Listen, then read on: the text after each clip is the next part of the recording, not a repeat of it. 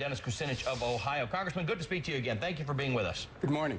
Listen, none of this is a secret. There are all sorts of things we knew about GE when Jeff Immelt was named to this post. That number one, GE pays less corporate tax than most people think it should pay on a federal level, and that it creates jobs overseas. The White House, the president must have known this, but as the head of one of the world's biggest companies, one of the biggest industrial companies in the world, it seemed to make some sense at the time. Did it make sense to you that Jeff Immelt would be the key man advising the president on job creation in the U.S.?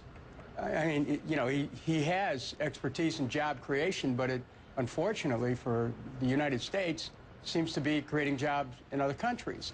1/5 of the U.S. workforce has been eliminated since that gentleman had taken the helm of GE.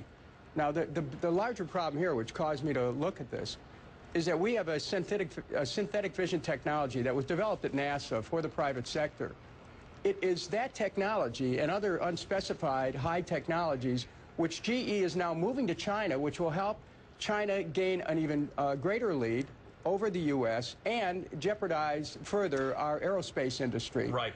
So if this individual is involved in creating jobs and in competitiveness, what's he doing? Okay, and so you represent a state, Congressman, which has really been hit hard over time by the loss of manufacturing jobs, which has nothing to do with this particular administration. It's been going on for a long time. Right. But I guess here's the issue.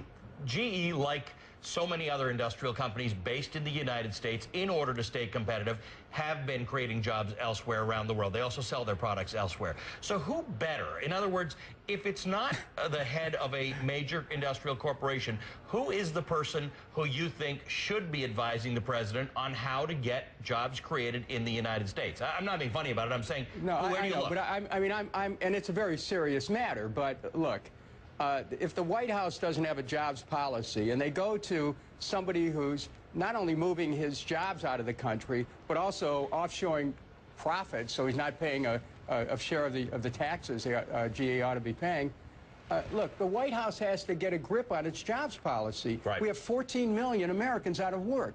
And you're right, in the state of Ohio, the unemployment level is high, but at the same time, we have lost steel, aerospace, and we have to have a manufacturing policy, which we don't have, that says that as a matter of national security, steel, automotive, aerospace, shipping are the industries we should be focusing on. We're not doing that. Some would argue that